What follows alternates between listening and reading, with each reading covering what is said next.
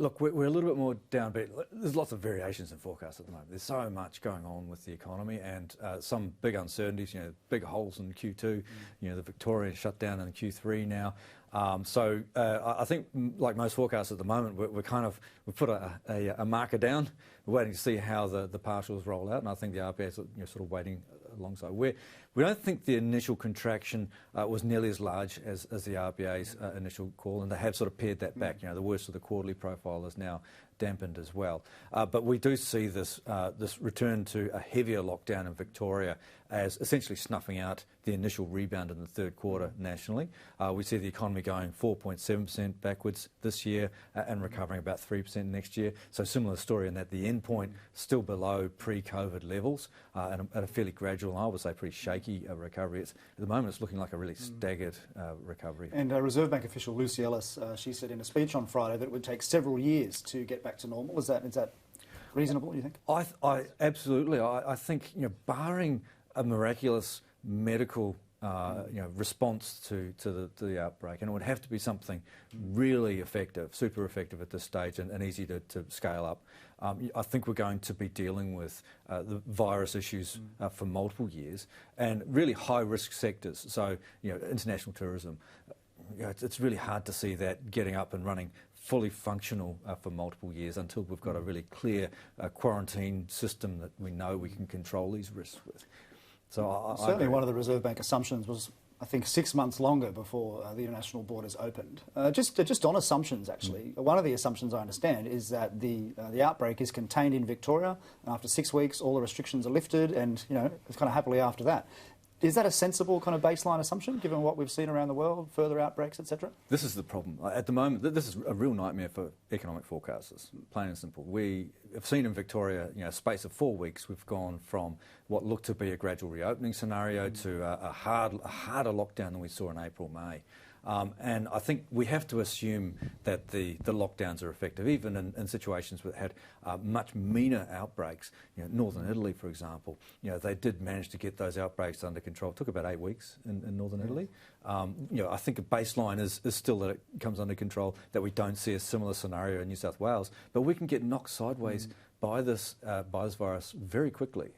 So it's going to be a recurring issue. When you are forecasting your bounce back next year, I think you said 3%. I mean, there must be some implicit assumption in there about a vaccine arriving. So does one arrive or not? I wouldn't say that's implicitly assumed. I think that's still an open question. I think in our figuring, there is a risk that, a decent chance that we get a meaningful health response by so more than 50%. So yeah, I'd say. Yeah, I don't know if we go with a specific scenario around that. What's really changed for us over the last 2 weeks, 4 weeks, is we've really had to shift to taking a state-by-state view, because we've now got a three-speed economy in Australia. We've got Victoria that's really grappling with a nasty outbreak, and its recovery phase, assuming on the proviso that gets brought under control, is now much slower and it's suffering a deeper contraction. New South Wales, I think we're all a bit on edge in New South Wales, fair to say. Yes, I think that's true. I think we're taking a sort of day-to-day, week-to-week. This week's been not a bad week. It has.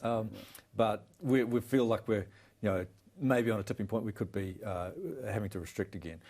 But if you go outside of the two big eastern states, the rest of the nation is progressing really well towards a full reopening in the next few months. And some states, Western Australia, they're facing into outright strength given the mining situation. And I think that's increasingly becoming the lens that we've had to take in building up our national forecasts. And unfortunately, it makes it very complicated. Indeed. Well, certainly for the government too, in terms of its fiscal outlook. We know this week that it's tweaked JobKeeper, and that tweak is an extra $15 billion it estimated, and I think it's an extra 530,000 Victorians will now be on JobKeeper over the next 2 months. Yep. Do you think that's the last time they need to tweak it now, given that it is a national change? It applies to all states. There may need to be further other measures, I suspect, given that the scale of the contraction we're likely to see in Victoria. I think the tweak's really important because what we know now is with the renewed lockdown, because the measures are so much heavier, affecting sectors that were pretty much unaffected through March, April, we're going to see new businesses into serious distress, and I think that's why they needed to make those changes. So if you experience the catastrophic decline in sales in revenue in the September quarter, you're now eligible for support. I think that's now sort of more fit for purpose now and allows for a second shock. But I think at the same time that the wider shock to Victoria may require some additional assistance. I know there's limits. There's really a real tension now between any policy response, because the first order priority is the health policy response, and if you get that right, then the other stuff sort of follows. So you can't go too hard, handing out cash, because you don't want people to go out and spend and be active. You want them to remain in lockdown and achieve that reining in of the virus. But I think where it gets problematic is what JobKeeper's designed to do is prevent businesses that would otherwise have been perfectly viable, but for no fault of their own, have been forced into a lockdown. So I think that's still the frontline policy response, and I think it still looks pretty well adequate to cope with this second shock. It's whether we might need some additional support to bridge to the recovery phase for others. When we see JobKeeper turn off in January and then in March next year, at least that's the theory at the moment, that's the policy, will we see sudden spikes in the jobless rate in those months? Quite possibly. I think we're plenty of angst about the fiscal cliff. I think the measures rolled out, the changes rolled out the last couple of weeks have sort of eased some of those concerns, the steepness of the drop-off in support. But certainly we'll see there'll be a quickening in the market, a shakeout, if you like. People who were sort of indeterminate classifications will now really either you've got a job or you don't anymore. And I think pull back on the whole episode. That's right. That's certainly fascinating, but very concerning, Matthew. Thanks for joining us. You're welcome.